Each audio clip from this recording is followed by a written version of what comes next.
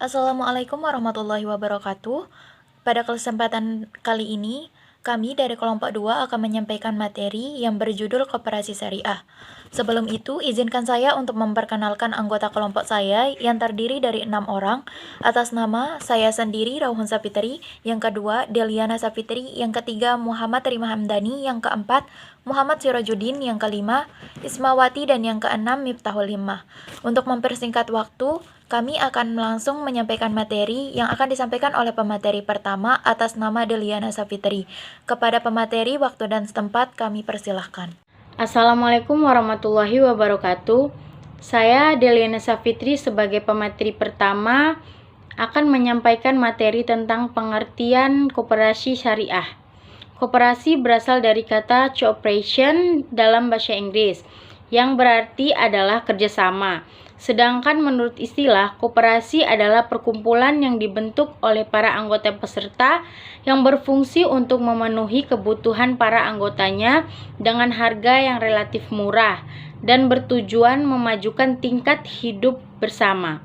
Menurut Mas Sifuk Juhdi, yang dimaksud dengan koperasi adalah suatu perkumpulan atau organisasi yang beranggotakan orang-orang atau badan hukum yang bekerja sama dengan penuh kesadaran untuk meningkatkan kesejahteraan anggota atas dasar sukarela secara kekeluargaan. Koperasi syariah secara teknis bisa dibilang sebagai koperasi yang prinsip kegiatan, tujuan dan kegiatan usahanya berdasarkan pada syariah Islam, yaitu Al-Quran dan As-Sunnah. Pengertian umum dari koperasi syariah adalah badan usaha koperasi yang menjalankan usahanya dengan prinsip-prinsip syariah. Apabila koperasi memiliki unit usaha produktif simpan pinjam, maka seluruh produk dan operasionalnya harus dilaksanakan dengan mengacu kepada Fatwa Dewan Syariah Nasional atau DSN Majelis Ulama Indonesia. Berdasarkan hal tersebut, maka koperasi syariah tidak diperkenankan berusaha dalam bidang-bidang yang di dalamnya terdapat unsur-unsur riba, masyir, dan gharar. Sebagai ulama menyebut koperasi dengan syirkah ta'awuniyah atau persekutuan tolong-menolong, yaitu suatu perjanjian kerjasama antara dua pihak atau lebih yang satu pihak menyediakan modal usaha sedangkan pihak lain melakukan usaha atas dasar profit sharing atau membagi untung. Menurut perjanjian, maka dalam koperasi ini terdapat unsur mudarabah karena satu pihak memiliki modal dan pihak lain melakukan usaha atas modal tersebut. Sekian penyampaian materi dari saya. Selanjutnya akan dilanjutkan oleh teman kelompok saya. Koperasi syariah. Jenis koperasi ini memiliki fungsi tertentu yang tidak ditemukan pada jenis koperasi lainnya. Adapun beberapa fungsi koperasi syariah adalah sebagai berikut. 1. Membangun dan mengembangkan segala potensi yang ada pada setiap anggotanya secara khusus serta meningkatkan kesejahteraan sosial ekonomi masyarakat secara umum. Yang kedua, memperbaiki atau meningkatkan kualitas sumber daya manusia para anggota agar lebih amanah, profesional, konsisten, dan konsekuen dalam menjalankan prinsip-prinsip ekonomi dan syariah Islam. Yang ketiga, berupaya mewujudkan dan meningkatkan perekonomian nasional yang merupakan usaha bersama berdasarkan asas demokrasi dan kekeluargaan. Yang keempat, menjadi sebuah wadah atau mediator yang menghubungkan penyandang dana dengan pengguna dana sehingga pemanfaatan harta lebih optimal. Yang kelima, berusaha untuk memperkuat setiap anggota koperasi sehingga saling bekerja sama dalam melakukan kontrol terhadap operasional koperasi. Yang keenam, membuka dan memperluas lapangan pekerjaan bagi para anggota dan masyarakat luas. Yang ketujuh, membantu menumbuhkan dan mengembangkan berbagai usaha produktif untuk para anggotanya. Sekian yang bisa saya sampaikan, kurang lebihnya mohon maaf. Assalamualaikum warahmatullahi wabarakatuh. Tujuan ekonomi syariah. Tujuan dari ekonomi syariah antara lain, yang pertama, mensejahterakan ekonomi anggotanya sesuai dengan norma dan moral Islam. Seperti yang dikatakan dalam Quran surah Al-Baqarah yang artinya, hai sekalian manusia, makanlah yang halal lagi baik dari apa yang terdapat di bumi, dan janganlah kamu mengikuti langkah-langkah setan, karena sesungguhnya setan itu musuh nyata bagimu. Yang kedua, menciptakan persaudaraan dan keadilan sesama anggota. Seperti yang dikatakan dalam Quran surah Al-Hujurat yang artinya, hai manusia, sesungguhnya kami menciptakan kamu dari seorang laki-laki serta seorang perempuan dan menjadikan kamu berbangsa-bangsa dan bersuku-suku supaya kamu saling mengenal. Sesungguhnya orang yang paling mulia di antara kamu di sisi Allah ialah orang yang paling bertakwa di antara kamu. Sesungguhnya Allah Maha Mengetahui lagi Maha Mengenal. Assalamualaikum warahmatullahi wabarakatuh. Nama saya Miftahul Himah. Saya dari kelompok 2. Saya akan melanjutkan materi yang telah disampaikan oleh kelompok saya, yaitu materi yang keempat tentang prinsip koperasi syariah.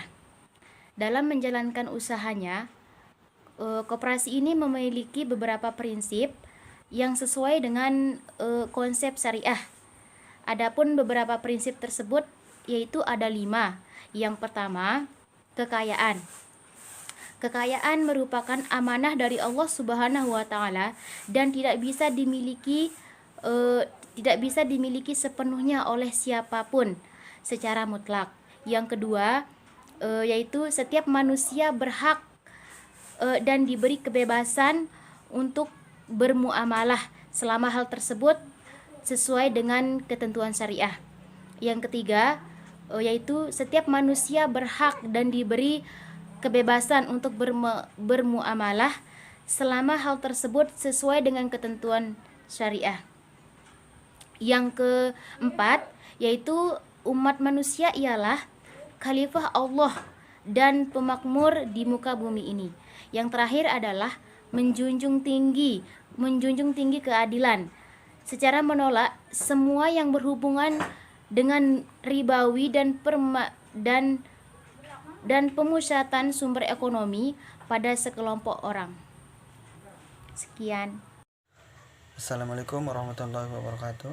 Saya Muhammad Surududin akan melanjutkan penjelasan makalah. Koperasi ini memiliki dasar tertentu dalam menjalankan kegiatan usaha, yaitu 1. Berlandaskan Pancasila dan Undang-Undang Dasar 1945. 2. Berasaskan kekeluargaan. 3. Berlandaskan syariah Islam, yaitu Al-Quran dan As-Sunnah dengan saling tolong menolong dan menguatkan. Contoh ayat Al-Quran sebagai berikut. A.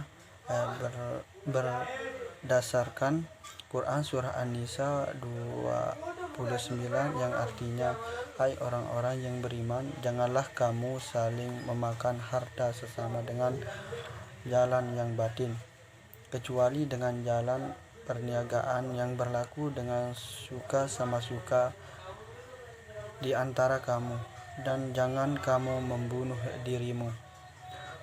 B. Berdasarkan Quran surah Al-Baqarah 275 yang artinya, orang-orang yang makan mengambil riba tidak dapat berdiri melainkan seperti berdirinya orang yang memasukkan syaitan lantaran tekanan penyakit gila. Keadaan mereka yang demikian itu adalah disebabkan mereka berpendapat, sesungguhnya jual beli itu sama dengan riba, padahal Allah telah menghalalkan jual beli dan mengharamkan riba. Orang yang telah sampai kepada larangan dari Tuhannya lalu terus berhenti dan urusan terserah kepada Allah. Orang yang kembali mengambil riba, maka orang itu adalah penghuni neraka, mereka kekal di dalamnya.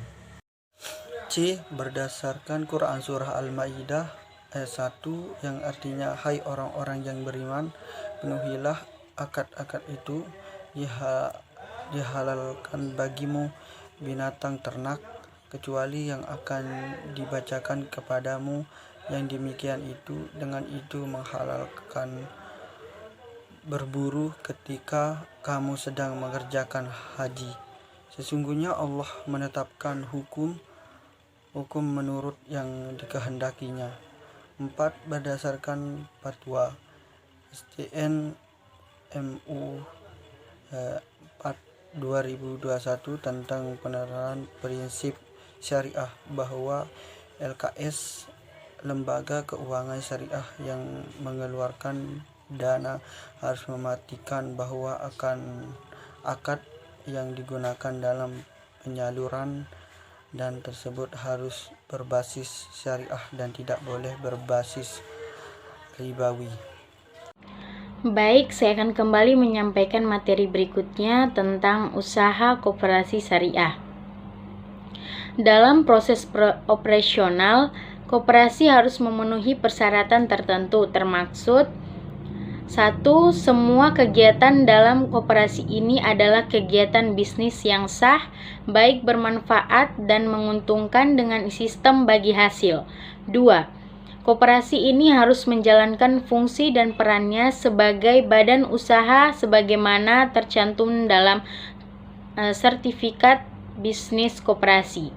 3. Setiap bisnis yang dijalankan oleh koperasi ini harus mengacu pada fatwa dan ketentuan Dewan Syariah Nasional Dewan Ulama Indonesia. 4. Setiap bisnis yang dijalankan oleh koperasi ini tidak boleh bertentangan dengan hukum dan peraturan yang berlaku di Indonesia. Sekian penyampaian materi dari saya. Selanjutnya akan dilanjutkan oleh teman kelompok saya. Selanjutnya, modal koperasi syariah. Pengertian modal dalam sebuah organisasi perusahaan termasuk badan koperasi adalah sama, yaitu modal yang digunakan untuk menjalankan usaha. Mengutip pendapat dari Adam Smith, penulis The Wealth of Nations 1776, modal kapital diartikan sebagai bagian dari nilai kekayaan yang dapat mendatangkan penghasilan. Tom Gunadi, Sistem Perekonomian Menurut Pancasila dan Undang-Undang 1945, Angkasa, Bandung, 1981, halaman 250. Koperasi merupakan kumpulan dari orang-orang yang mengumpulkan modal untuk modal usaha dan setiap orang mempunyai hak yang sama. Ada dua sumber modal yang dapat dijadikan modal usaha koperasi, yaitu A. Secara langsung. Dalam mendapatkan modal secara langsung ini, ada 3 cara klasik yang dapat dilakukan oleh para pengurus koperasi, yaitu 1. Mengaktifkan simpanan wajib anggota sesuai dengan besar kecil penggunaan volume penggunaan jasa pelayanan koperasi yang dimanfaatkan oleh anggota tersebut. Yang kedua, mengaktifkan pengumpulan tabungan para anggota. Yang ketiga, mencari pinjaman dari pihak bank atau non-bank dalam menunjang kelancaran operasional koperasi. B. Secara tidak langsung. Modal yang didapat dari cara ini bukan merupakan modal yang langsung digunakan oleh koperasi, tetapi mengambil manfaat dari kemampuan operasi itu sendiri dalam rangka menekan biaya. Caranya antara lain, yang pertama, menunda pembayaran yang seharusnya dikeluarkan. Yang kedua, memupuk dana cadangan. Yang ketiga, melakukan kerjasama usaha. Yang keempat, mendirikan badan usaha bersubsidi hukum Koperasi Indonesia. Baiklah, saya akan melanjutkannya, yaitu yang selanjutnya tentang modal dalam koperasi. Modal dalam koperasi ini terdiri atas yang pertama, modal sendiri. Modal sendiri ini memiliki beberapa bagian, yaitu yang A, simpanan pokok.